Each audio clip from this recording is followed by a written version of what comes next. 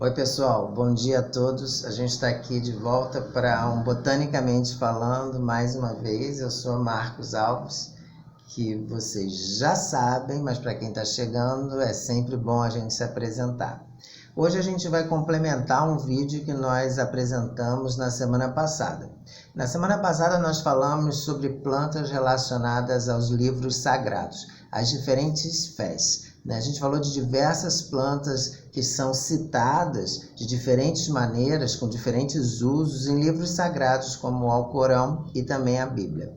Na verdade, as plantas elas estão não apenas nos livros sagrados, nesses livros de fé, mas também em vários rituais dessas religiões. A gente também já falou num vídeo anterior um pouco dos rituais de religião de matriz africana e também de matriz indígena, como por exemplo a cerimônia da Jurema e do Santo Daime. Mas eu queria resgatar da semana passada essas plantas bíblicas e do Alcorão, porque elas são muito significativas.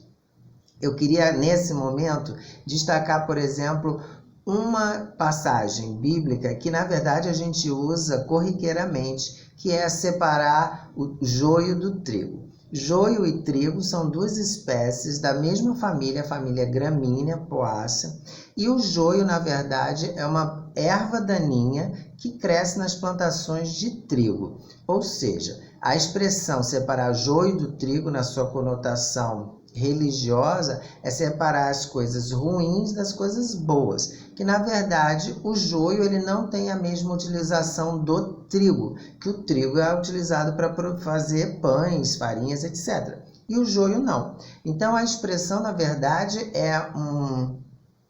retrata uma realidade biológica desde aqueles tempos em que no cultivo do trigo existiam também espécies que são consideradas daninhas, ou seja, que competem com aquilo que está sendo produzido.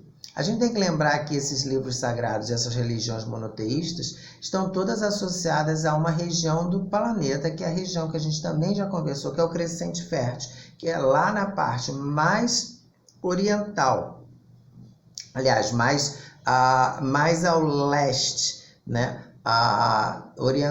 Do Mar Mediterrâneo, que é onde hoje é Israel, Jordânia, esses países, e Turquia, claro, e existe um clima favorável ao cultivo de determinadas espécies. Uma outra planta muito citada nesses livros sagrados é o linho para a produção de tecido, um tecido de alta qualidade na época, mas também para a produção de óleo, o óleo do linho. E hoje a gente comercializa também, além do linho como tecido, a gente comercializa o que é o fruto, que a gente chama de semente, na verdade é um fruto, o fruto com as sementes, né, que a gente comercializa com o nome de linhaça. Eu trouxe aqui um exemplo aqui para vocês verem a linhaça. O óleo de linhaça, na verdade, é desse linho que já era utilizado desde aquela época, e esse linho da família Linácea, que é uma Eudicotiledônea. Um outro exemplo que a gente gostaria de falar, de resgatar dessa questão dos usos religiosos, né, das citações religiosas, é que a gente também tem o grupo que produz resinas e que são utilizadas como uma relação espiritual, mas que quando queimadas exalam um odor, uma fragrância muito intensa. Então tem duas plantas que são muito citadas nesses livros religiosos de fé, vamos colocar assim, que é o sândalo e o benjoim. São duas plantas comuns no Sudeste Asiático. Naquele momento, nessa região muito religiosa, digamos, dessas religiões monoteístas, já existia um comércio com o Sudeste Asiático, que nós tínhamos a Rota da Seda naquele momento.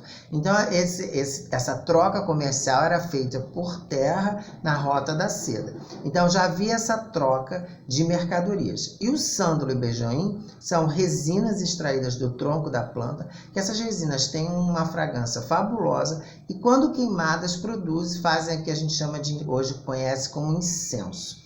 A gente também já falou no outro vídeo anterior sobre essas plantas utilizadas nesses rituais de fé. A gente falou no Brasil, a gente tem um breu branco, que é da família Burzeraceae, que também tem uma resina com odor similar e quando queimada gera essa fragrância. Essas resinas, beijoinho, sândalo, também eram utilizadas para a produção de medicamentos, ou seja, como fitoterápicos, e hoje elas são amplamente utilizadas também na indústria cosmética. Então é um outro uso que a gente tem e de plantas já citadas desde aquela época com um aporte religioso.